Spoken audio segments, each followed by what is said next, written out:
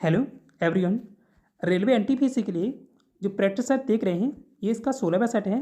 सारे question previous year paper में पूछे गए हैं 2021 में CBT 1 में वही क्वेश्चन हैं और इनसे संबंधित महत्वपूर्ण पॉइंटों को भी इस वीडियो में कवर करते हैं। तो चलिए शुरू करते हैं आज के इस वीडियो को। यहाँ पहला क्वेश्चन है, बुद्ध चरित्रम नामक महाकाव्य किसने लिखा था? इसका आंसर है अश्वघोष। अश्वघोष बुद्ध चरित्रम के लेखक हैं। बुद्ध चरित्रम के लेखक अश्वघोष हैं। संबंधित है बुद्ध के जीवन से, तो बुद्ध के जीवन से संबंधित है। संस्कृत भाषा में इसे लिखा गया है। अश्वघोष कहाँ से संबंधित हैं? साकेत आधुनिक अयोध्या से 2री शताब्दी ईस्वी में इसे लिखा गया था। 2री शताब्दी की शुरुआत में। यूराल पर्वतमाला यहाँ बलंकिस्तान है और बलंकिस्तान है को अलग करती है, तो ये एशिया और यूरोप इन दोनों को अलग करता है यूराल पर्वत। आंसर है चौथा, एशिया और यूरोप। यूराल पर्वत तो स्थान कहाँ पर है इसका? यूरोप महाद्वीप और एशिया महाद्वीप इन दोनों में फैला हुआ है। ज़्यादातर इसका हिस्सा रूस में है और रूस भी एशिया और यूरोप दोनों महाद्वीपों में पड़ता है। और ये इसकी यूराल पर्वत की मैप में लोकेशन है। यह पर्वत सीमा मानी जाती है, तो यूरोप और एशिया के बीच में ये सीमा मानी जाती है। और अलग कैसे करता है ये पर्वत? यूरोपी रूस को साइबेरिया से अलग करता है। इसका सबसे ऊंचा पर्वत कौन सा है? माउंट नारुत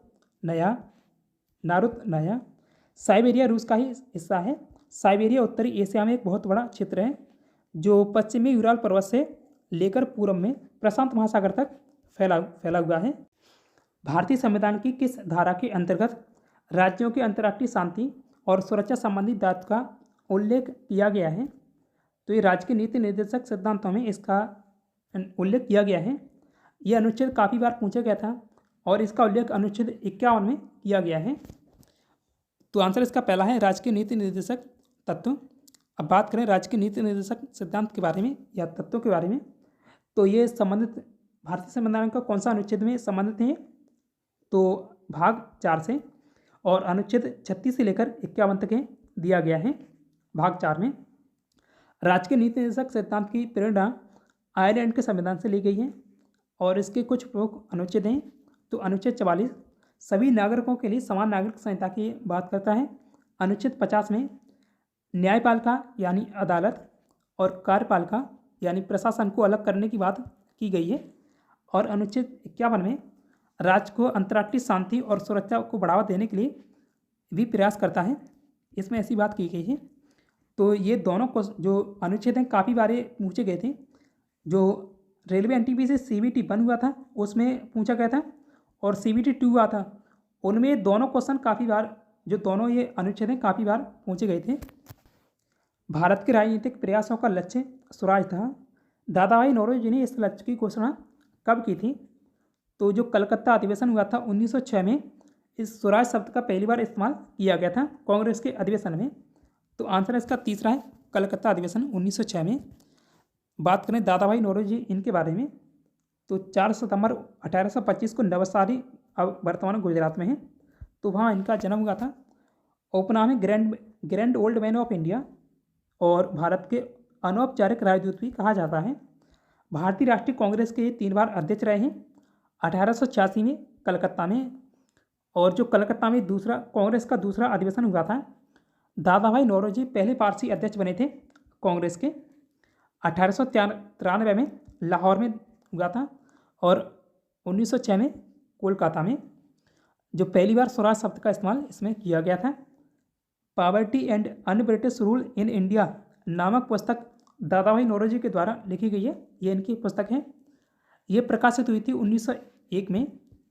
पिंडर नदी इनमें से किस स्थान पर अलकनंदा से मिलती है? तो कर्णप्रयाग में मिलती है। आंसर है तीसरा, कर्णप्रयाग। देखिए इनको एक मैप के माध्यम से देखेंगे। जो 5 प्रयाग हैं उत्तराखंड राज्य में, तो इन 5 प्रयागों को पंचप्रयाग कहा जाता है। और ये रही मैप में।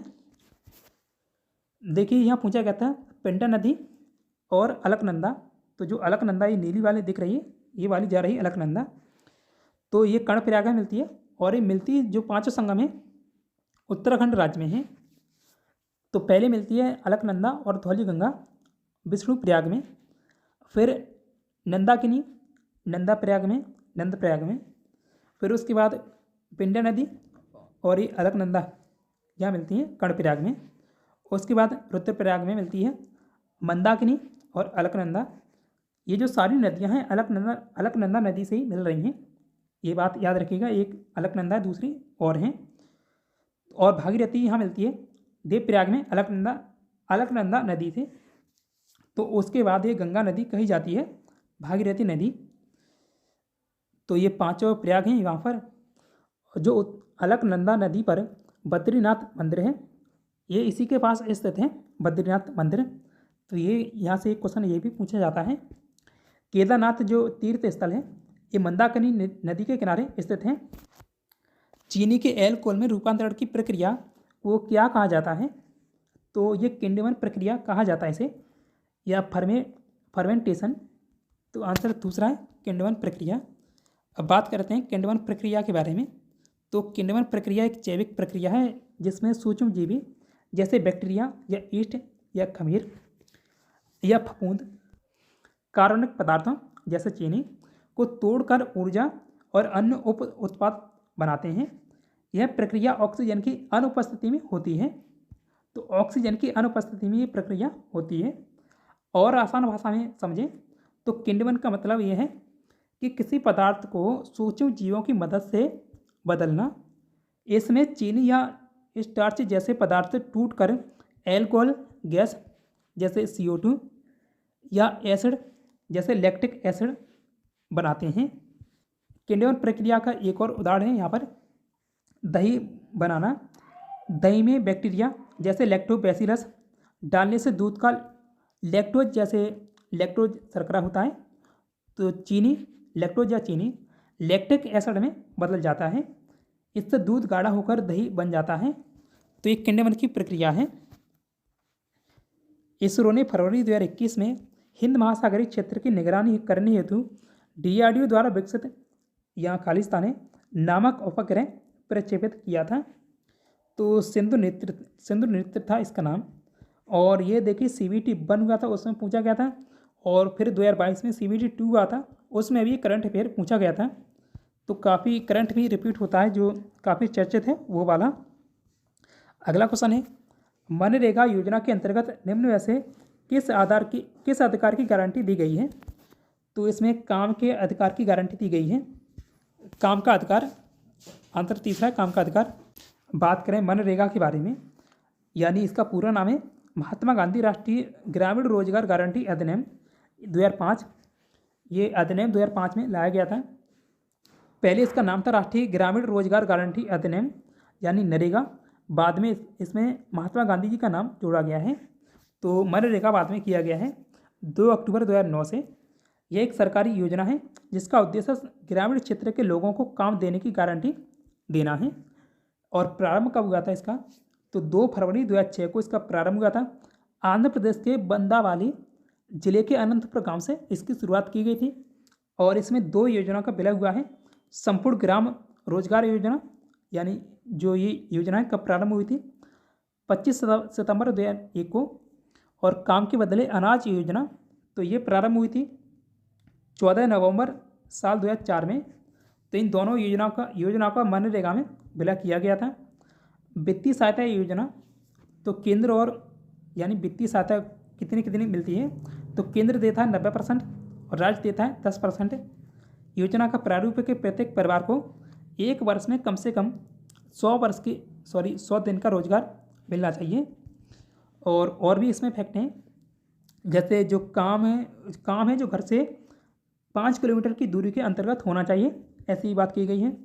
अगर 15 दिन तक रोजगार नहीं मिलता है तो बेरोजगारी भत्ता देना होगा, ऐसी बात की गई है। और भी कुछ फैक्ट हैं लेकिन आप अभी इतना ही याद रखिए। संयुक्त राष्ट्र यानी UN के वर्तमान महासचिव इनमें से किस देश से संबंधित हैं? तो तब पुर्तगाल देश से थे एंटोनियो गुतेरेस, अभी भी वही हैं। तो अब बात करें जो एंटोनियो गुतेरेस हैं संयुक्त राष्ट्र के 9वें महासचिव हैं। पुर्तगाल के प्रधानमंत्री रहे थे 1995 हैं। तो 1995 से लेकर साल 2002 के बीच रहे थे। निम्नलिखित में से कौन सा स्मारक दिल्ली में स्थित नहीं है? तो जो पंचमहल है फतेहपुर सीकरी में है, बाकी कुतुब मीनार, अग्रसेन की बावड़ी और लाल किला लाल किला एक आगरा में है और ये दिल्ली में है, तो दिल्ली वाले की यहाँ बात की गई है। तो पंचमहल फतेहपुर सीकरी में है, ये वाला आंसर इसमें गलत है, जो कि पूछा गया है उस हिसाब से सही है पंचमहल। बात करें जो पंचमहल है फतेहपुर सीकरी यूपी में है। पंचमहल का अर्थ है 5 मंजिलों वाला महल। सम्राट अकबर के द्वारा इसका निर्माण करवाया गया था। लाल किला दिल्ली में स्थित है। इसके वास्तुकार कौन है? तो उस्ताद अहमद लाहौरी हैं। शाहजहाँ के द्वारा इसका निर्माण कराया गया था। 1639 से लेकर 1648 के बीच इसका निर्माण हुआ है। यूनेस्को विश्व धरोहर स्थल में कब घोषित किया गया था इसे? तो 2007 में से विश्व धरोहर स्थल घोषित किया गया है, जो अग्रसेन की बावड़ी है। तो ये वर्तमान वास्तुकला से संकेत मिलता है कि इसे 14वीं शताब्दी में दिल्ली सल्तनत के तुगलक और लोधी काल के दौरान फिर से बनवाया गया था। कुतुब मीनार, इसे विजय टावर भी कहा जाता है। स्थान कहाँ पर है? दिल्ली के महरौली में। निर्माण 1199 ईस्वी में हुआ था। तब इसकी शुरुआत हुई थी, बाद में इसका निर्माण चलता रहा है। कुतुबुद्दीन ऐबक के द्वारा इसका निर्माण करवाया गया था। तो ये पिछले वाले पेपर में पूछा गया था कि कुतुब मीनार का निर्माण किसने करवाया था? तो कुतुबुद्दीन ऐबक के द्वारा इसका निर्माण करवाया गया था। 3 और मंजिला बनवाई गई थी। तो ऐबक के बाद इसे इल्तुतमिश ने और बनवाया था। बाद में 1368 में इसके शीर्ष भाग पर पुनर्निर्माण किया और एक गुम्बद जोड़ा, तो फिरोज शाह तुगलक के द्वारा जोड़ा गया था। यानी इसमें 3 जो शासक हैं उनका योगदान रहा है निर्माण करने में। तो ये सवाल भी पूछा गया है कई बार। प्रधानमंत्री श्रम योगी मानधन योजना यानी PMASYM योजना के अंतर्गत 60 वर्ष की आयु के बाद असंगठित क्षेत्र के कर्मचारियों को, यहाँ खाली स्थान है, रुपये की मासिक पेंशन दी जाएगी। तो 3000 रुपये की इसमें मासिक पेंशन मिलेगी। बात करें प्रधानमंत्री श्रम योगी मानधन योजना, तो श्रम एवं रोजगार मंत्रालय के द्वारा इसे चलाया जा रहा है।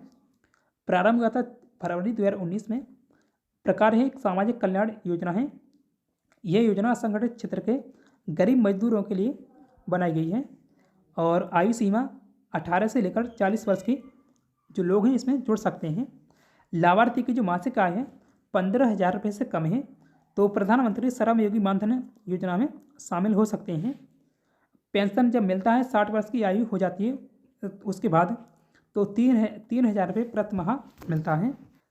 जो प्रधानमंत्री श्रम योगी मानधन है इसमें न्यूनतम योगदान 55 रुपये है, यानी 18 वर्ष की आयु पर 55 रुपये है और उम्र के अनुसार ये बदलता रहता है। लेकिन जो अधिकतम है साल में 2400 से अधिक नहीं हो सकता है अधिकतम, यानी प्रति माह 200 रुपये से अधिक नहीं होगा। योगदान कम से कम 55 है और अधिक से अधिक 200 है। यदि ग्राहक की मृत्यु हो जाती तो लाभार्थी का जीवन साथी पारिवारिक पेंशन के रूप में पेंशन का 50% प्राप्त करने का जो 50% है उसे पेंशन मिल सकती है। यानी 3,000 रुपये जब मिलती है तो यहाँ 1500 इन्हें मिल सकती है। अख्तार होगा। पारिवारिक पेंशन केवल जीवन साथी के लिए लागू है। इसका लाभ लेने के लिए आधार कार्ड होना चाहिए और जनधन खाता भी होना जरूरी है। छत्तीसगढ़ में स्थित हसदेव घाटी, यहाँ खाली स्थान है, की खदानों के लिए प्रसिद्ध है। तो ये कोयला खदानों के लिए काफ़ी प्रसिद्ध है। तो आंसर तीसरा है कोयला। हसदेव घाटी ये स्थित कहाँ पर है? तो सरगुजा, कोरबा और सूरजपुर ये 3 जिलों में पड़ता है छत्तीसगढ़ राज्य में। कोयला भंडार के लिए काफ़ी प्रसिद्ध है। यहाँ बड़े पैमाने पर कोयला का खनन किया जाता है। हसदेव घाटी का नाम यहाँ जो बहती है नदी हसदेव नदी के कारण पड़ा है। हसदेव घाटी में बहने वाली नदी का नाम है हसदेव नदी है। महानदी की सबसे बड़ी सहायक नदी कौन सी है? तो ये भी हसदेव नदी है। तो यहाँ से कई क्वेश्चन आपको देखने को मिल रहे हैं और ये पूछे भी जाते हैं काफ़ी। हसदेव नदी पर छत्तीसगढ़ का सबसे ऊंचा बांध कौन सा है? तो ये हसदेव बांगो बांध है और इसे या मिनी माता बांध भी कहा जाता है। ऊंचाई कितनी है? 87 मीटर है। हसदेव घाटी में हसदेव अरण्य या हसदेव जंगल पाए जाते हैं। मध्य भारत का फेफड़ा इन्हें कहा जाता है हसदेव जंगलों को। हसदेव अरण्य में गोंड जैसे आदिवासी समुदाय रहते हैं। देखिए जो वीडियो आपको कई बार 2-3 दिन में मिलता है, काफ़ी यहाँ से फैक्ट मुझे देखने होते हैं आपके लिए और वो भी काफ़ी महत्वपूर्ण, तो इसलिए 2-3 दिन तो लग ही जाते हैं। वैसे मैं काफ़ी जल्दी वीडियो लाने की कोशिश करता हूँ। अगला क्वेश्चन है यहाँ पर, मीराबाई कहाँ की राजपूत राजकुमारी थी? देखिए, मेड़ता और मेवाड़ यहाँ दोनों स्थान दिए गए हैं, तो आंसर इसका जो दूसरा होगा मेड़ता। मेवाड़ में इनकी शादी हुई थी, जो मेवाड़ के शासक थे उनसे शादी हुई थी, लेकिन राजकुमारी ये मेड़ता की थी। ये इनका बचपन मेड़ता में बीता था। मीराबाई के बारे में बात करें तो ये 16वीं शताब्दी की प्रसिद्ध हिंदू संत और कृष्ण भक्त थी। जन्म कब हुआ था? 1498 ईस्वी में कुड़की मारवाड़ राज्य में, जो वर्तमान में ब्यावर जिला है राजस्थान में, वहाँ पड़ता है। मृत्यु कहाँ हुई थी? लगभग 1546 ईस्वी में 47 से 48 वर्ष की आयु में द्वारका वर्तमान गुजरात में है, वहाँ हुई थी।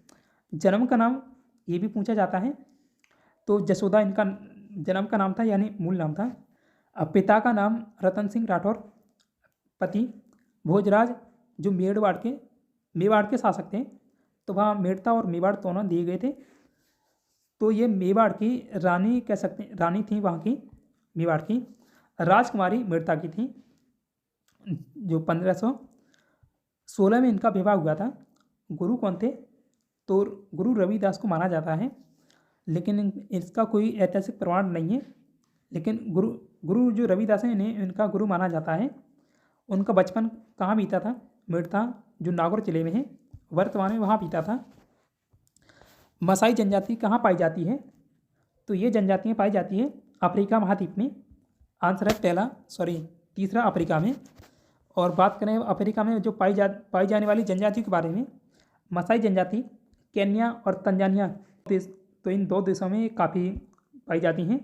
जुलू दक्षिण अफ्रीका और बुशमैन या सान कहते हैं, तो नामीबिया और बोत्सवाना यहाँ पाई जाती हैं। यानी कालाहारी मरुस्थल है, वहाँ पर ये निवास है। ऐसे पूछा जाता है कालाहारी मरुस्थल में कौन सी जनजातियाँ निवास करती हैं, तो बुशमैन है। हिम्बा नामीबिया देश में, पिग्मी कांगो और कैमरून एक छोटे कद वाली जनजातियाँ हैं। निग्रो अफ्रीका, बोर दक्षिण अफ्रीका, तो ये कुछ प्रमुख जनजातियाँ वहाँ अफ्रीका में पाई जाती हैं। निम्नलिखित में से कौन सा एक आउटपुट डिवाइस है? माउस, तो प्रिंटर एक आउटपुट डिवाइस है। आउटपुट डिवाइस देखेंगे अभी। देखिए, माउस MICR यानी मैग्नेटिक इंक कैरेक्टर रिकॉग्निशन, और OCR ऑप्टिकल कैरेक्टर रीडर, तो ये जो तीनों हैं इनपुट डिवाइस हैं। पहले बात करते हैं आउटपुट डिवाइस के बारे में। तो मॉनिटर से आप यहाँ इमेज में देखें तो काफ़ी अच्छा है। तो मॉनिटर, प्रिंटर ये आउटपुट हैं। स्पीकर, प्रोजेक्टर, प्लोटर और ये हेडफोन, ये जो सभी डिवाइस हैं आउटपुट डिवाइस हैं। इसके अलावा GPS device, optical mark reader यानी OMR, Braille reader, card reader, ये जो सभी हैं यहाँ आउटपुट डिवाइस हैं। और वहाँ जो ऑप्शन में दिए गए थे MICR और OCR, इनके बारे में बात करें, मैग्नेटिक इंक कैरेक्टर रिकॉग्निशन यानी MICR और ऑप्टिकल कैरेक्टर रीडर यानी OCR दोनों डेटा इनपुट तकनीकें हैं जो कागज़ पर लिखी गई जानकारी को डिजिटल रूप से पढ़ने और प्रोसेस करने के लिए उपयोग की जाती हैं। अब पहले बात करते हैं MICR यानी मैग्नेटिक इंक कैरेक्टर रिकॉग्निशन के बारे में। तो यह एक तकनीक है जो विशेष रूप से मैग्नेटिक इंक यानी चुंबकीय स्याही में छपे कैरेक्टर्स को पहचानने और पढ़ने के लिए उपयोग की जाती है। और उपयोग होता है इसका बैंकिंग सेक्टर में चेकिंग प्रोसेस के लिए प्रमुख रूप से इसका उपयोग या इस्तेमाल किया जाता है MICR का। ये जो आप इमेज में देख रहे हैं MICR है। और बात करें OCR के बारे में, तो OCR की जो आप ये इमेज देख रहे हैं, ये OCR की इमेज है और इसका full form optical character reader. परिभाषा, तो ये एक टेक्नोलॉजी है जो कागज़ पर छपे टेक्स्ट यानी अक्षरों और नंबरों को पढ़कर डिजिटल टेक्स्ट में बदलती है। उपयोग, तो विभिन्न क्षेत्रों में जैसे passport scanning, book digitisation, document scanning आदि में इसका इस्तेमाल होता है। कैसे काम करता है? तो ये इमेज प्रोसेसिंग का उपयोग करता है और छवि पर मौजूद टेक्स्ट को पहचान कर उसे एडिटेबल टेक्स्ट में बदलता है। तो ये इसका काम होता है। अपने 100वें अंतर्राष्ट्रीय टेस्ट मैच में दोहरा शतक लगाने वाले पहले खिलाड़ी का नाम क्या था? तो ये जॉ रूट है। आंसर है दूसरा जॉ रूट। जॉ रूट का पूरा नाम है जोसेफ एडवर्ड रूट। ये इंग्लैंड के क्रिकेटर हैं और वे वर्तमान में टेस्ट क्रिकेट में अब तक के 5वें सबसे ज़्यादा रन बनाने वाले और इंग्लैंड के सबसे ज़्यादा रन बनाने वाले खिलाड़ी हैं जॉ रूट। ब्लैंक स्थान है को किसी अन्य को अंतरित नहीं किया जा सकता है और ये उस व्यक्ति की आय और लाभों पर अधिरोपित किए जाते हैं जो इनका भुगतान जो भुगतान खुद करते हैं। तो इन्हें प्रत्यक्ष कर कहते हैं या डायरेक्ट टैक्स कहा जाता है। अब बात करें प्रत्यक्ष कर या डायरेक्ट टैक्स के बारे में, तो यह सीधे व्यक्ति या संस्था से लिया जाता है और उसे किसी और पर नहीं डाला जा सकता है। करदाता और कर का भार उठाने वाला व्यक्ति एक ही होता है। जैसे उदाहरण में समझें तो आपके द्वारा कमाई गई आय पर सरकार यह कर लेती है, यानी हम खुद इस टैक्स को देते हैं। दूसरा संपत्ति पर कर, यानी आपकी ज़मीन या घर पर लगाया गया कर, ये डायरेक्ट टैक्स में आते हैं। अप्रत्यक्ष कर या इनडायरेक्ट टैक्स, तो यह किसी सामान या सेवा पर लगाया जाता है। इसका भार उपभोक्ता पर पड़ता है, हालांकि इसे विक्रेता सरकार को जमा करता है। करदाता और कर भार उठाने वाला व्यक्ति अलग अलग होता है। जैसे उदाहरण में समझें तो जीएसटी यानी गुड्स एंड सर्विस टैक्स तो हर सामान या सेवा पर लागू होता है। जैसे खाने पीने की चीज़ों पर, होटल में खाना खाने पर। कस्टम ड्यूटी, विदेश से आयात किए गए सामान पर लगने वाला कर, तो ये इनडायरेक्ट टैक्स है, यानी कर का भार उठा रहा है उपभोक्ता और इसे जमा कर रहा है विक्रेता, तो ये इनडायरेक्ट टैक्स है।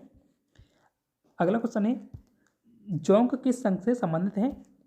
तो ये एनिलिडा संघ से संबंधित है और मैंने यहाँ पर कुछ प्राणी संघ से संबंधित कुछ उदाहरण लिए हैं, उनके बारे में बात करते हैं। तो पॉरीफेरा संघ, इसमें साइकन आता है, मायोनिया स्पंज। देखिए यहाँ उदाहरण पूछा गया है तो काफ़ी इंपॉर्टेंट ये बनता है और काफ़ी बार ग्रुप टी में काफ़ी यहाँ से सवाल पूछा जाता है। यहाँ जो पहली बार मैं देख रहा हूँ कि जो एंटीफीसी में यहाँ से सवाल पूछा गया है साइंस का। तो सीलन टेट्रा, तो ये इस संघ में हाइड्रा, जेलीफिश और सी एनिमोन और मूंगा ये आते हैं। काफ़ी ज़्यादातर इनके उदाहरण पूछे जाते हैं। और प्रेटी हेलमिनथेसिस, तो इसमें आते हैं प्लेनेरिया, फीताक्रमी या टेपरम और लेबर फ्लूक। नेमाटोडा या एसके लिमनिथेसिस, तो इसमें गोलक्रमी आते हैं जैसे एस्केरिस, थ्रेडवर्म और बूचेरिया। एनिलिडा, तो इसमें केंचुआ आता है, जोंक आता है और नेरिस आदि जो है इस संघ में प्राणी आते हैं। दक्षिण भारत में स्थित इनमें से कौन सी पहाड़ियों की चोटी का नाम डोडा बेटा है? तो ये नीलगिरी की पहाड़ियाँ हैं। आंसर चौथा है नीलगिरी की पहाड़ियाँ। अब पहले बात करते हैं नीलगिरी की पहाड़ियों के बारे में। तो ये तमिलनाडु, केरल और कर्नाटक 3 राज्यों में फैली हुई है। पश्चिमी घाट और पूर्वी घाट इन दोनों का ये मिलन बिंदु है नीलगिरी पर्वत। सबसे ऊंची जो चोटी है वो डोडा बेटा है। इसकी ऊंचाई कितनी है? 2637 मीटर है। तमिलनाडु राज्य में ये पड़ती है डोडा बेटा। जयंतिया पहाड़ियाँ मेघालय राज्य में पड़ती हैं। और अगला अन्नामलाई की पहाड़ियाँ या इसे हाथी पर्वत कहा जाता है, तो ये केरल और तमिलनाडु 2 राज्यों में पड़ती हैं। और इसकी सबसे ऊंची चोटी अनामुडी केरल राज्य में है। ऊंचाई कितनी है? 2695 मीटर है। दक्षिण भारत की भी ये सबसे ऊंची चोटी है और अन्नामलाई पहाड़ी की भी सबसे ऊंची चोटी अनामुडी केरल राज्य में है। तो ये दोनों काफ़ी क्वेश्चन पूछे जाने वाले सवाल हैं। तो दक्षिण भारत की भी सबसे ऊंची चोटी अनामुडी है, ये पॉइंट भी याद रखिएगा। इलायची की पहाड़ियाँ है कार्डमम हिल्स या एलामाला, तो ये स्थान कहाँ पर स्थित कहाँ पर स्थित हैं? इडुक्की केरल राज्य में। यह पश्चिमी घाट पर्वतमाला का हिस्सा है। इन पहाड़ियों का नाम इलायची या मसाला से पड़ा है क्योंकि यहाँ की जो ठंडी और ऊंची जगहों पर इलायची उगाई जाती है। इसके अलावा यहाँ काली मिर्च और कॉफ़ी भी उगाई जाती है। तो ये पॉइंट यहाँ से पूछे जाने वाले सवाल हैं। इनमें से कौन सा कमरे के ताप पर द्रव अवस्था में मौजूद एकमात्र अधात्विक पदार्थ है। तो जो ब्रोमीन है एकमात्र धातु है, द्रव अवस्था में पाया जाता है और ये जो पीरियोडिक टेबल में इसका स्थान यहाँ पर है। आप पीरियोडिक टेबल से ये देख सकते हैं ब्रोमीन का स्थान है। बात करें धातुओं से संबंधित महत्वपूर्ण बिंदुओं मैंने यहाँ पर लिए हैं उनके बारे में। तो पृथ्वी पर सबसे अधिक मात्रा में पाए जाने वाला तत्व ऑक्सीजन है। पृथ्वी पर सबसे अधिक मात्रा में पाए जाने वाला धातु तत्व एल्यूमिनियम है। सबसे हल्का तत्व हाइड्रोजन है। सबसे भारी धातु ओस्मियम है। सबसे हल्का धातु तत्व लिथियम है। और आगे भी है। द्रव अवस्था में धातु पाया जाता है पारा यानी Hg इसका प्रतीक चिन्ह है। और द्रव अवस्था में अधातु पाया जाता है ब्रोमीन। और विद्युत का सबसे अच्छा सुचालक चांदी है। विद्युत का सुचालक अधातु कौन सा है? ये ग्रेफाइट है। निम्नलिखित में से किसने गांधी जी को नमक आंदोलन को केवल पुरुषों तक ही सीमित न रखने के लिए राजी किया था? तो एक कमला देवी चट्टोपाध्याय थी। इनके द्वारा महात्मा गांधी जी को राजी किया गया था। देखिए जो नमक सत्याग्रह चलाया गया था सविनय अवज्ञा आंदोलन चालू करने के लिए इसे चला गया था और इसमें पहले पुरुषों तक ही सीमित था। जो महिलाएं इसमें शामिल नहीं हो सकती थी। बाद में जो कमला देवी चट्टोपाध्याय इनके द्वारा महात्मा गांधी जी को राजी किया गया था। अब पहले बात करते हैं कमला देवी चट्टोपाध्याय इनके बारे में। ये भारत की समाज सुधारक और स्वतंत्रता सेनानी थी। जन्म कब हुआ था इनका 3 अप्रैल 1903 को मैंगलोर कर्नाटक राज्य में, वर्तमान में कर्नाटक राज्य में है, मद्रास प्रेसिडेंसी में हुआ था। देखिए नमक सत्याग्रह में भाग लेने वाली पहली 2 महिलाओं में से एक थी। तो इसमें जो नमक सत्याग्रह हुआ था इसमें पहली 2 महिलाएं जिन्होंने भाग लिया था वो कमला देवी और अवंतीबाई गोखले थी। तो ये काफ़ी पूछे जाने वाला सवाल है और नमक सत्याग्रह और स्वतंत्रता से संबंधित काफ़ी यहाँ सवाल पूछे जाते हैं। एनटीपीसी हो या रेलवे में अधिकतर ये सवाल पूछे जाएंगे। कमला देवी मद्रास प्रांतीय विधानसभा से भारत में विधानसभा सीट के लिए चुनाव लड़ने वाली पहली महिला बनी थी, लेकिन वो हार गई थी चुनाव। तो चुनाव लड़ने वाली ये पहली महिला थी विधानसभा का भारत में। उन्होंने अखिल भारतीय हस्तशिल्प बोर्ड की स्थापना में महत्वपूर्ण भूमिका निभाई थी और वे इसकी पहली अध्यक्ष भी बनी थी। महिला मानिए इसकी पहली अध्यक्ष थी महिला, यह पहली अध्यक्ष। और कमला देवी चट्टोपाध्याय को जो पुरस्कार दिए गए हैं उनके बारे में बात करें तो रेमन मैग्सेसे पुरस्कार, देखिए काफ़ी इंपॉर्टेंट सवाल है यहाँ से क्योंकि काफ़ी प्रसिद्ध हस्ती है ये, तो इनके जो पुरस्कार दिए गए हैं वो भी जाना जरूरी है। तो रेमन मैग्सेसे पुरस्कार 1966 में मिला है, पद्म भूषण 1955 में और पद्म विभूषण 1987 में। तो प्रमुख 3 पुरस्कार इन्हें मिल चुके हैं। और भी पुरस्कार मिले हैं लेकिन ये प्रमुख हैं। अन्य नाम जो नमक सत्याग्रह है इसके बारे में बात करें तो इसका अन्य नाम है नमक मार्च, दांडी मार्च या दांडी सत्याग्रह। और इसका मुख्य उद्देश्य क्या था?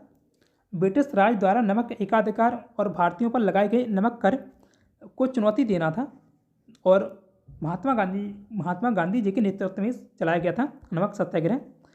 तिथि कब थी? तो 12 मार्च से लेकर 6 अप्रैल 1930 तक चला था। 24 दिन की ये यात्रा थी। तो ये देखिए डेट पूछी जाती है, दिना पूछा जाता है।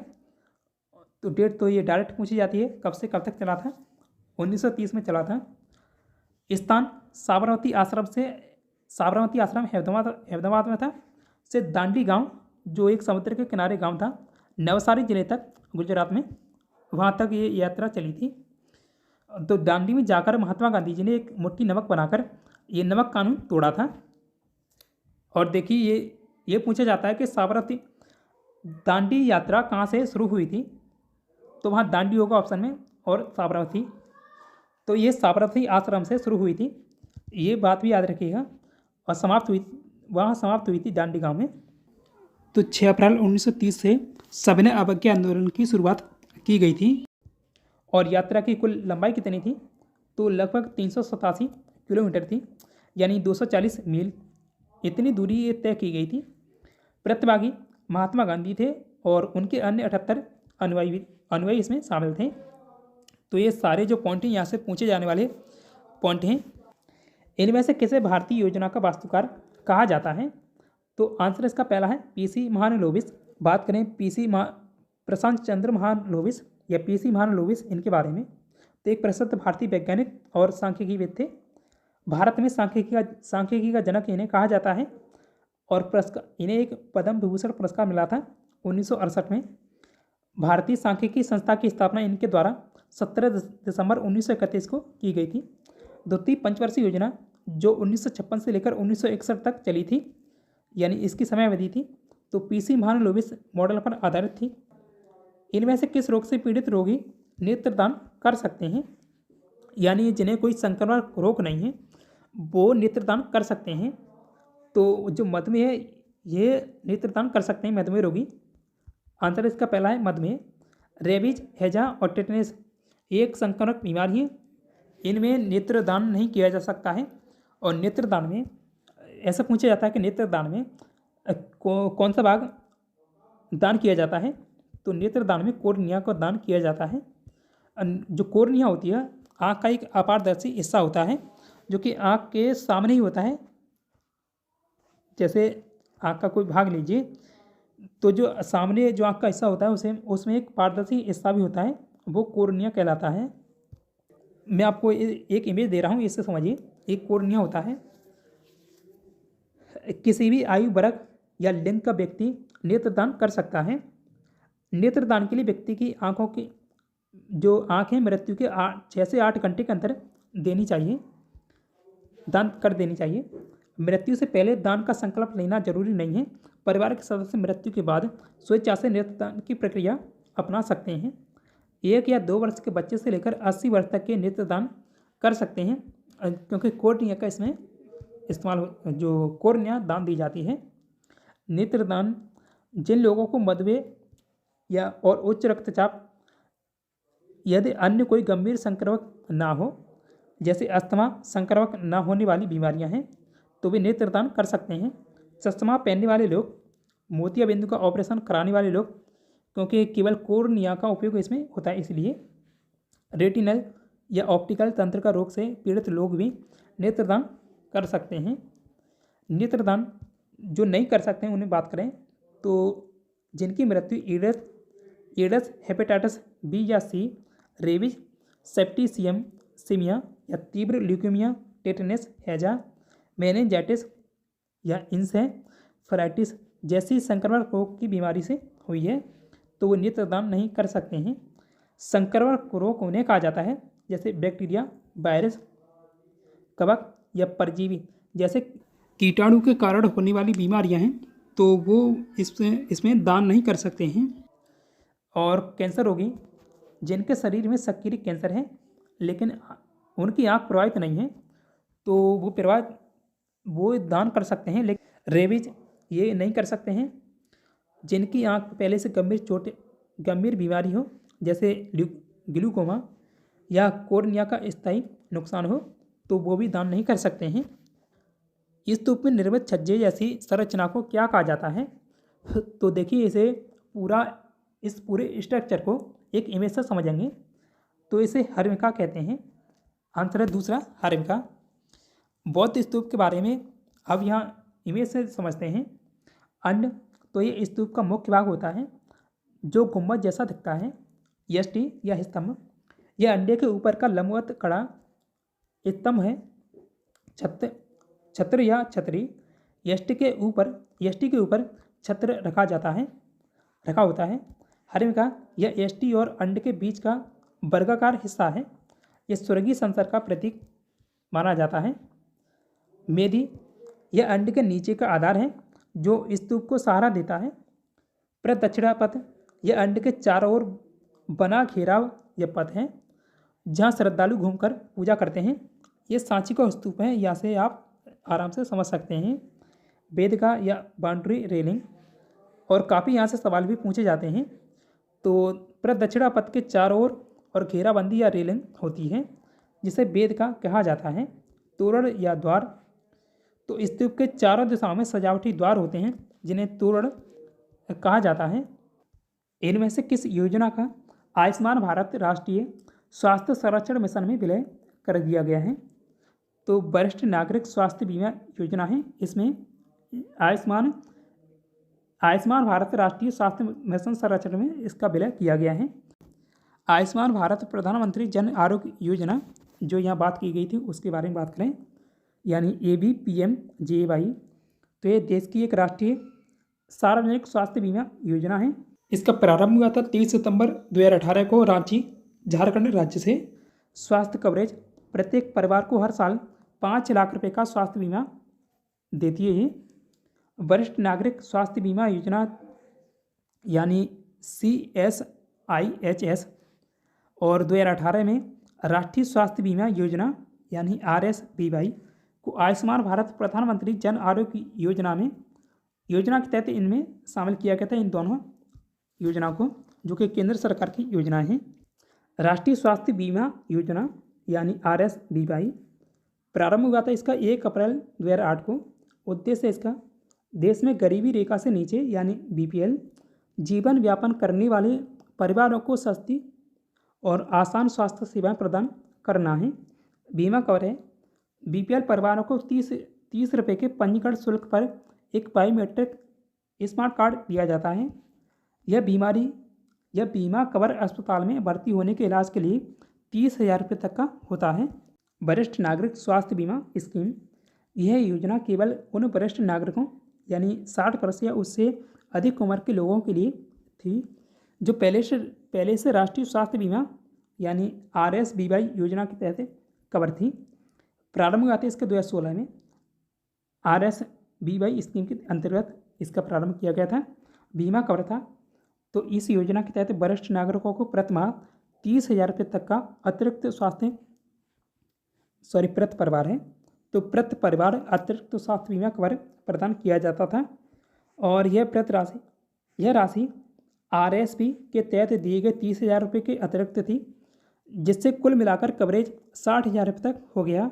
हालांकि इसे बाद में आयुष्मान भारत प्रधानमंत्री जन आरोग्य योजना में समाहित किया गया है।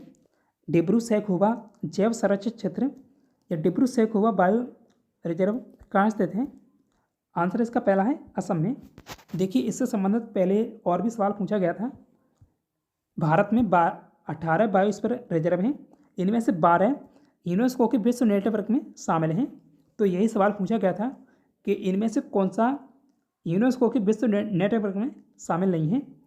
तो वहाँ 4 ऑप्शन दिए गए थे और एक जो शामिल नहीं है, शायद ये जो मानस है ये दिया गया था, तो कोई दूसरा था, ये तो इसमें शामिल है। देखिए, यहाँ पूरी लिस्ट मैंने ली है जो 18 हैं भारत के बायोस्फीयर रिजर्व उनकी। यहाँ से आपको लिस्ट याद हो जाएगी और साथ में कौन सा बायोस्फीयर रिजर्व कहाँ स्थित है ये भी याद हो जाएगा। और कितने भारत में बायोस्फीयर रिजर्व हैं? 18 है। तो ये सभी क्वेश्चन पूछे जाने वाले सवाल हैं। नीलगिरी बायोस्फीयर रिजर्व ये तमिलनाडु, केरल और कर्नाटक राज्य में पड़ता है। ये विश्व नेटवर्क में शामिल है यूनेस्को के में।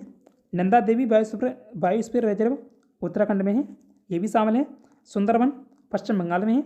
गल्फ ऑफ मन्नार, ये सभी शामिल हैं। जो शामिल नहीं उनमें मैं आपको बता दूंगा, जो हरा वाला चिन्ह लग रहा है ये शामिल नहीं है। तो ये गल्फ ऑफ मन्नार तमिलनाडु में ये शामिल है उसमें। ग्रेट निकोबार ये अंडमान और निकोबार द्वीप समूह में है। सिमिलीपाल ये उड़ीसा में है। डिब्रू सैखोवा ये इसमें शामिल नहीं है, ये इस लिस्ट में शामिल है, लेकिन जो विश्व नेटवर्क में 12 हैं तो उन 4 में जो 4 शामिल नहीं है उनमें ये शामिल है। सॉरी, ऐसे समझिए, ये इस लिस्ट में तो शामिल है लेकिन जो 12 शामिल हैं उनमें शामिल नहीं है। यानी जो यूनेस्को की लिस्ट में शामिल हैं 12 उनमें ये शामिल नहीं है। जो ये हरे वाले चिन्ह लग रहे हैं ये वाले। देहंग दिबांग बायोस्फीयर रिजर्व ये अरुणाचल प्रदेश राज्य में है। तो ये दोनों उस यूनेस्को की लिस्ट में शामिल नहीं है। और 9वां है नोक्रेक मेघालय में। पंचमढ़ी मध्य प्रदेश में।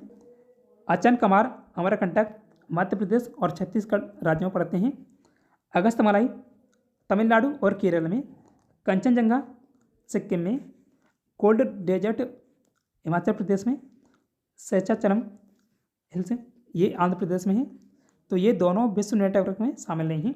तो यहाँ चारों देखिए, जो ये हरी वाले ऑप्शन लग रहे हैं ये यूनेस्को की लिस्ट में शामिल नहीं है। तो वहाँ 2 देखे थे पिछले वाले में और 2 यहाँ पर हैं। पन्ना ये भी इसके लिस्ट में शामिल है। ये कहाँ पर है? मध्य प्रदेश राज्य में। और यहाँ कुछ रह गए, तो दो ये हैं। कच्छ का रण ये गुजरात में है। मानस ये असम में है। तो ये लिस्ट मैंने यहाँ पर आपको बता दी है। निम्नलिखित में से कौन सी बाइनरी संख्या का उदाहरण है? तो देखिए, बाइनरी संख्या जैसे कंप्यूटर में इनका उपयोग होता है। अगर आपने ट्रिपल सी की है तो वहाँ ये सिखाया जाता है बाइनरी संख्या निकालना। जैसे इनका कोड होता है, जैसे कोई संख्या है, यहाँ मानो यह 12 है, तो इसे ये डेसिमल में है तो इसे बाइनरी में बदलना है। तो एक टेबल होती है, 1 2, 1 का दूना 2 और 2 का दूना 4 और 4 का दूना 8 होगा। तो यहाँ हमें लेना है 12 तक। अगर इसे 2 16 होगा तो 16 की ज़रूरत नहीं पड़ेगी क्योंकि 12 तक ही लेना है। तो 8 और 4 12। यहाँ देखिए 0 और 1 डिजिट होती है बाइनरी में। इन दोनों डिजिट का जो संख्याएं इनका ही उपयोग होता है बाइनरी संख्या निकालने के लिए। तो जहाँ जो अंक हम ले रहे हैं यानी जो जुड़ेगा वो 8 है, वहाँ रखेंगे 1। और जो 4 जुड़ना है यानी 8 और 4 12 होंगे मिलके, तो यहाँ हम 1 रखेंगे। और 2 ये जुड़ेगा नहीं इसमें, तो यहाँ 0 रखेंगे। 1 नहीं जुड़ा है तो यहाँ भी 0 रखेंगे। तो ऐसे ये बाइनरी डिजिट बनती है। तो 1 1 0। 16 का यहाँ कोई मतलब नहीं है। तो ऐसे ये छोटा सा एग्जाम्पल था, इससे आप समझिए। तो 1 0 0 1 0 1 यहाँ पर आप रख के देखिए, तो इसे आप जोड़ भी सकते हैं। जैसे 1 का दूना 2 और फिर दूना 4 होगा, फिर 8 16 और ये होगा 16 का 32। जहाँ 1 है उन्हें जोड़ना है, बाद बाकी ये छोड़ने हैं। तो 1 1 और फिर 4 प्लस 4, 1 के बाद सीधे 32 होगा। 3 ही लिए ना, तो 32 होगा। जब इन्हें जोड़ेंगे, यहाँ अगर बाइनरी पूछा गया है, इससे ज़्यादा भी पूछा जा सकता है। ऐसा एनटीपीसी पूछता है, इसलिए मैं आपको बता रहा हूँ। तो देखिए 32 हो गया, 4 हो गया और 1 हो गया, तो 32 4 36 और ये जुड़ के आएगा 37। तो बाइनरी यहाँ पूछा गया था। तो इससे आगे थोड़ा ये भी याद रखिएगा। तो पहला आंसर इसका सही है। मार्च 2019 में इनमें से किसे भारत का पहला लोकपाल यानी भ्रष्टाचार विरोधी लोकपाल नियुक्त किया गया था? तो पिनाकी चंद्र घोष भारत के पहले लोकपाल बने थे।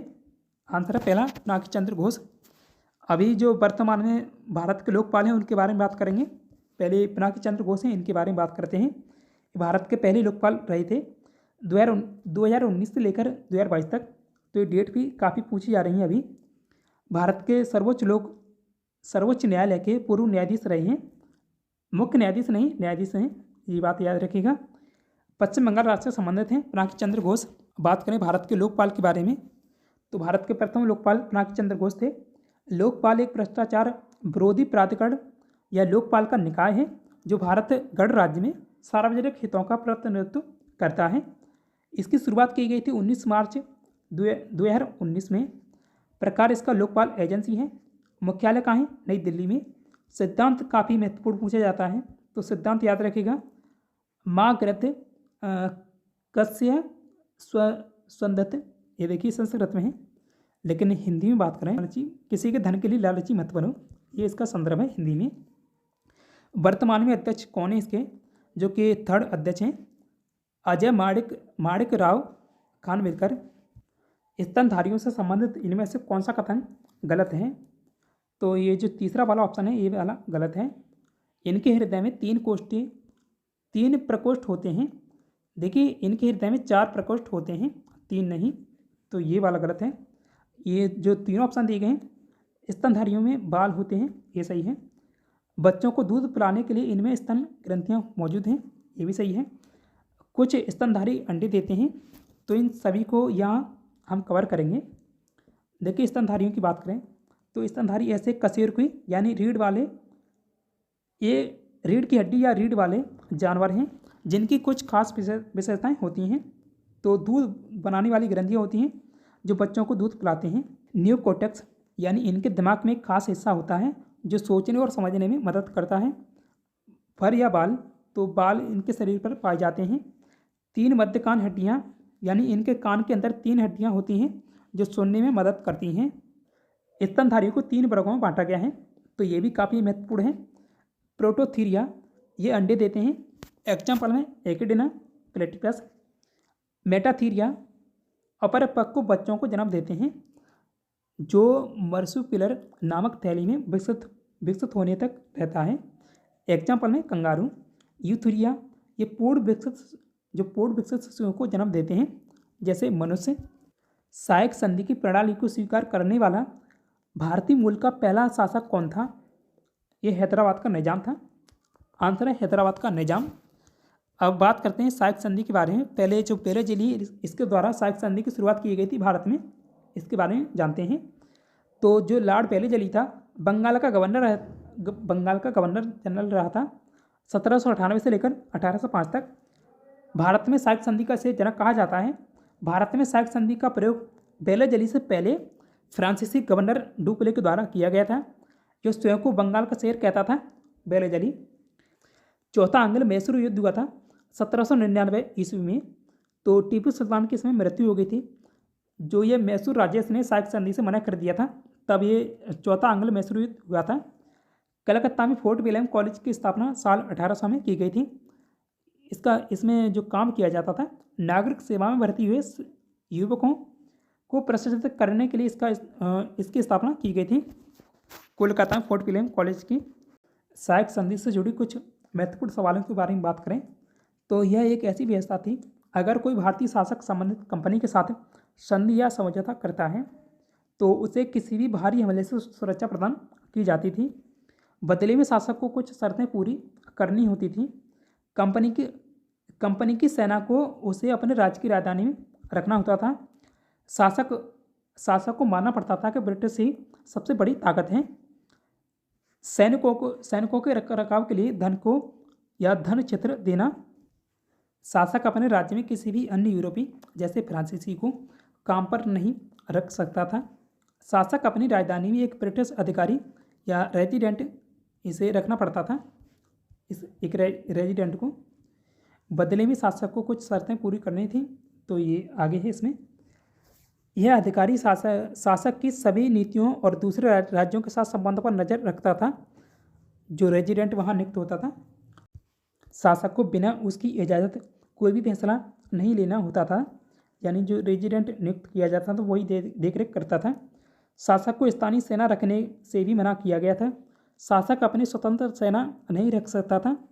इस संधि के बाद भारतीय शासन अपनी सत्ता और स्वतंत्रता खोने लगी। धीरे धीरे कंपनी ने उनके आंतरिक मामलों में दखल देना शुरू कर दिया, जैसे कि अगला राजा कौन होगा। यह ब्रिटिश हुकूमत को भारत पर नियंत्रण करने का एक तरीका था।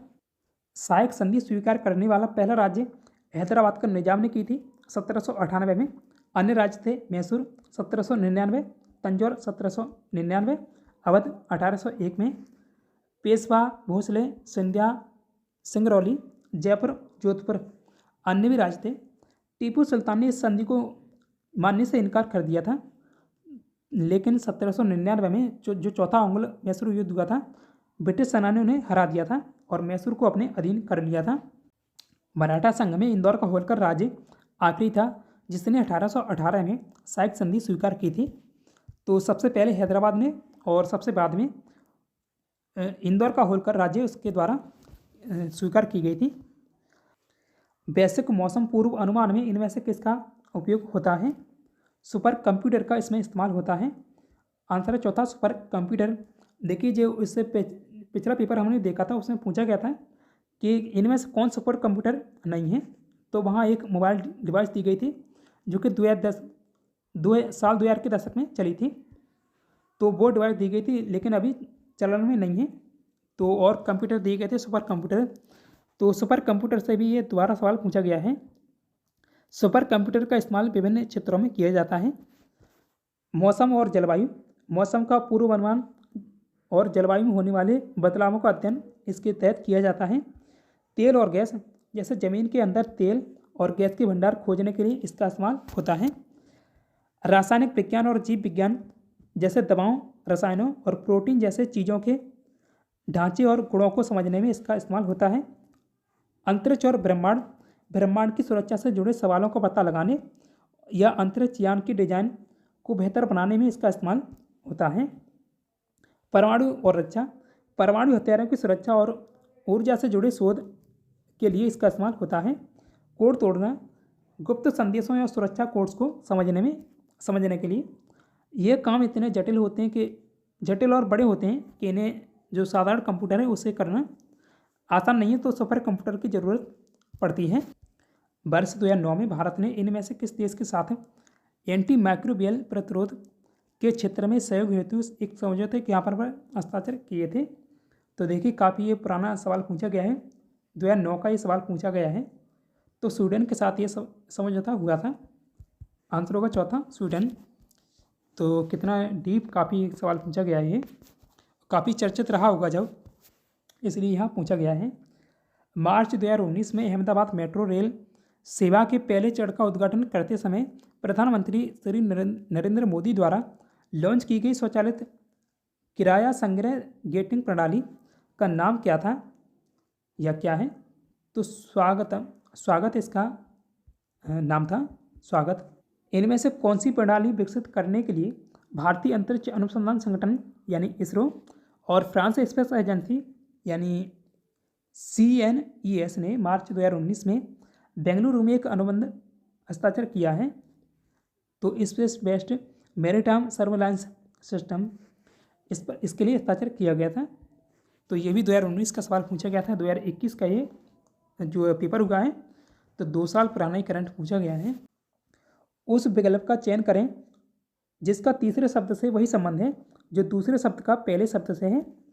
तो सोना खान में पाया जाता है, उसी तरह पेट्रोलियम ये कुआ में पाया जाता है, तो इसका संबंध है कुआ से। 3.42 घंटों को घंटे, मिनट और सेकंड के रूप में लिखें। देखिए काफ़ी बार ये सवाल पूछा गया था। पिछली बार जो NTPC का पेपर हुआ उसमें देखिए जब तीन घंटों को घंटे, मिनट में और सेकंड के रूप में लिखेंगे तो ऐसे लिखेंगे 3 घंटे 61 हो गए और बचा कितना 0.42। और इसमें जब 60 का गुणा करेंगे तो यहाँ तक ये घंटा है, जब इसको 60 का गुणा करेंगे तो ये मिनट बन जाएगा। और ये 0 जब दशमलव हटाएंगे तो 100 का गुणा हो जाएगा नीचे, 10 से 10 कट जाएगा और 6 सत्ते 42, सॉरी अब 6 का 42 में गुणा होगा तो 6 दूनी 12 और 6 चौक 24 और 25 और नीचे 10 है। जब 10 को नीचे से हटाएंगे तो यहाँ एक अंक बाद दशमलव लग जाएगा।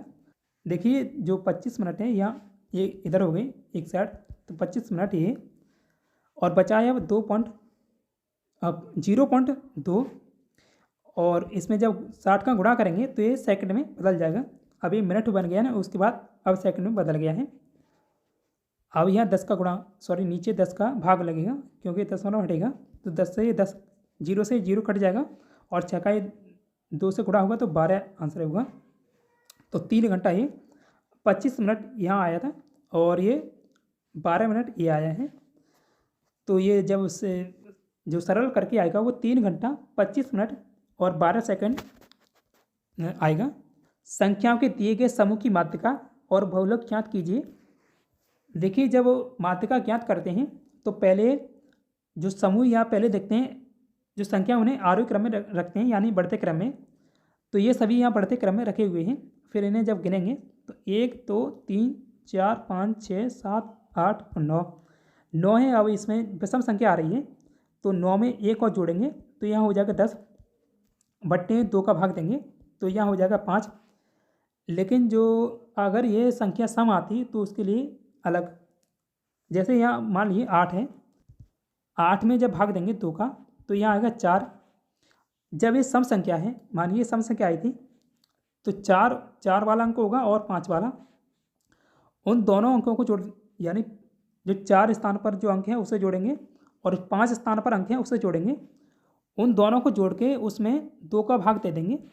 तो वहाँ जब ये सम संख्या के लिए बात हुई है तो वहाँ उसकी माध्यिका वो होती। यहाँ विषम संख्या के लिए आया है तो 9 संख्याएँ ये जोड़ के आई हैं, उसमें जब 1 जोड़ेंगे तो 10 और बट्टे में जब 2 का भाग देंगे 10 में तो 5 आएगा। तो यहाँ यही होगा, अब इसमें किसी का भाग नहीं लगेगा आगे। ये दोनों क्लियर जो डाउट है आपको क्लियर करने के लिए मैंने बताया है। तो यहाँ 5 आए तो पाँचवें अंक पर संख्या होगी वही इसकी माध्यिका होगी। 1 2 3 4 और 5, तो ये इसकी माध्यिका है। माध्यिका आ गई 5। उसके बाद बहुलक जो संख्या सबसे ज़्यादा बार आई है वही उसका बहुलक होता है। तो 2 बार है, 3 1 बार है, 5 सबसे ज़्यादा बार है, सबसे ज़्यादा बार 5 है। तो ये आंसर इसका चौथा है। माध्यिका भी 5 है और बहुलक भी 5 है। तो ये दोनों डाउट मैंने आपको क्लियर करने के लिए बताए यहाँ पर। ये भी यहाँ मैथ का क्वेश्चन है। 121 मीटर लंबाई वाले आयत का क्षेत्रफल 44 मीटर भुजा वाले एक वर्ग के क्षेत्रफल के बराबर है। तो आयत की चौड़ाई यहाँ बतानी है। देखिए, जब आयत का क्षेत्रफल निकालेंगे और आयत का क्षेत्रफल वर्ग के क्षेत्रफल के बराबर करेंगे, तो जब आयत का क्षेत्रफल होता है लंबाई इंटू चौड़ाई और वर्ग का क्षेत्रफल होता है भुजा का स्क्वायर, तो यहाँ वर्ग की भुजा दी गई है 44 का यहाँ 2 बार गुणा करेंगे और आयत की लंबाई दी गई है, चौड़ाई निकालनी है। तो 121 यहाँ लंबाई है और चौड़ाई निकालनी है बराबर में। यह 11 से 4 बार कटेगा और ये 11 बार 121 11 बार और ये 4 बार कटेगा फिर 11 से। तो जो चौड़ाई आ जाएगी 16 इसकी चौड़ाई होगी। आंसर दूसरा है 16 मीटर। फरवरी 2021 में इसरो ने श्रीहरिकोटा से PSLV से 51 रॉकेट द्वारा या खालिस्तान है कि एमेजोनिया वन उपग्रह का प्रक्षेपण किया था। तो ये ब्राज़ील का उपग्रह था। आंसर है दूसरा ब्राज़ील। देखिए, ये जो पेपर हुआ है अप्रैल 2021 का पेपर है और पूछा कब का, करंट क्या है फरवरी 2022 का। तो 2-3 महीने पहले का भी ये करंट पूछा गया है। तो ये कथन और निष्कर्ष वाला ये सवाल है, तो सही निकालना है। कथन निष्कर्ष में ये तर्क सही देखना है। कुछ लड़के घोड़े हैं, तो कुछ लड़के यानी लड़के और घोड़े यानी हॉर्स, और कुछ लड़के घोड़े हैं और कुछ घोड़े फूल हैं, यानी कुछ घोड़े फ्लावर यानी फूल हैं। तो यहाँ निष्कर्ष दिया गया है कुछ लड़के फूल हैं। लड़कों का यहाँ फूल से कोई संबंध नहीं है। कोई फूल घोड़ा नहीं है, तो फूल का तो संबंध घोड़ा से है। तो इनमें से कोई निष्कर्ष नहीं होगा।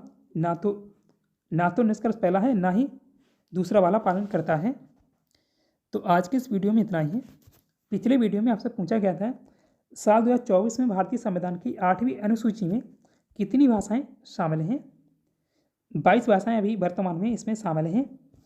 और मूल भाषाएं कितनी थी जब संविधान लागू हुआ था, तब इसमें 14 भाषाएं मूल थीं, बाद में जोड़ी गई हैं। टेस्ट क्वेश्चन आज के लिए, ICC क्रिकेट विश्व कप 2023 छठी बार खिताब किसके द्वारा जीता गया था, ये यहाँ पर आपको बताना है।